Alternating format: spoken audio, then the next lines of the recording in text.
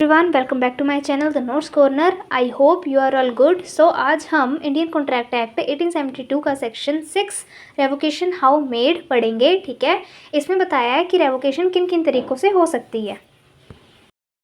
So section 6 of Indian contract act revocation how made को मैंने थोड़ा सिंपल इंग्लिश में डिफाइन किया हुआ है, ठीक है, ताकि आपको ईजिली समझ आ जाए।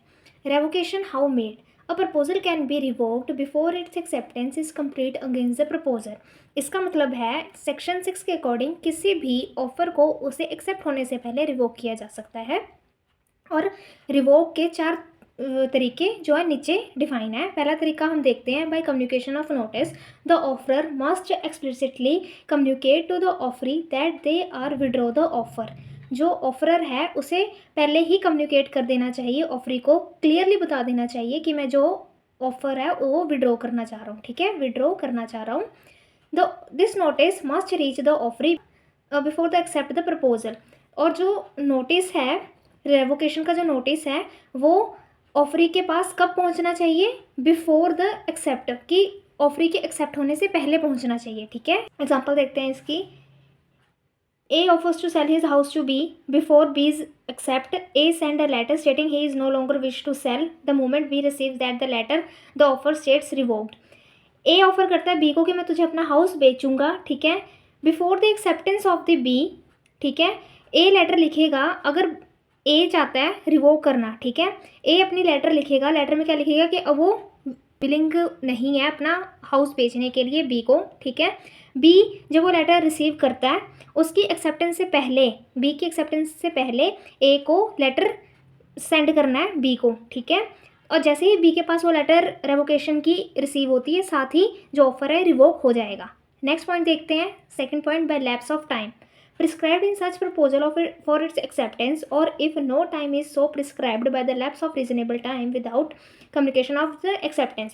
ये जो है ये बेयर लैंग्वेज है, ठीक है। इसका मतलब है अगर ऑफर में कोई टाइमलाइन दी गई है, 3 डेज़ में आपको ये काम करना है, ठीक है, तो वो टाइम लाइन निकलते ही ऑफर अपने आप एक्सपायर हो जाएगा। ठीक है, अगर कोई टाइमलाइन ही नहीं दी गई, ठीक, तो वो ऑफर रीज़नेबल टाइम पे ख़त्म हो जाएगा। ठीक है, ये केस टू केस डिपेंड करता है। जैसे कोई चीज़ ख़राब होने वाली होती है, या शेयर का ऑफ़र, जैसे शेयर्स के ऑफ़र वगैरह होते हैं, उन वो जल्दी एक्सपायर हो जाते हैं। शेयर्स की भी एक लिमिटेड टाइम पीरियड वगैरह होता है, और अगर वो जल्दी एक्सपायर हो जाते हैं, जबकि लैंड या प्रॉपर्टी से रिलेटेड जो भी केस हैं उनको थोड़ा रीज़नेबल टाइम ज़्यादा मिल जाता होता है। ठीक है, ये मेनली जो ये है सेकंड पॉइंट, ये मेनली टाइम के ऊपर डिपेंड करता है। कईयों में प्रिस्क्राइब टाइम होता है, कईयों में रीजनेबल टाइम पे वो एक्सपायर हो जाते हैं, जिसमें टाइम डिफाइन नहीं होता।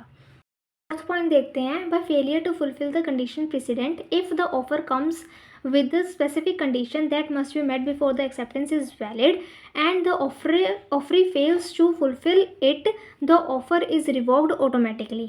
ये इसमें ये बात हुई है, अगर ऑफ़र के साथ कोई ऐसी कंडीशन जुड़ी है जिसे एक्सेप्टेंस से पहले पूरा करना मैंडेटरी था, ठीक है, और ऑफर उसे पूरा नहीं करता, तो जो ऑफ़र है वो रिवोक हो जाता है ऑटोमेटिकली। एग्जांपल इसकी देखते हैं।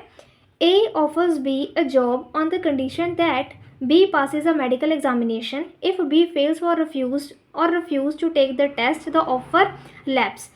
इस एग्जांपल में ये है, A ऑफ़र करता है जॉब B को, किस कंडीशन पर कि वो अपना मेडिकल एग्जामिनेशन पास करेगा। अगर B फेल हो जाता है उस मेडिकल एग्ज़ाम में, या भूल जाता है उसको एग्ज़ाम वगैरह देने में, तो जो ऑफ़र है वो कैंसिल हो जाएगा। ठीक है, अपने आप ही ऑटोमेटिकली वो रिवोक हो जाएगा।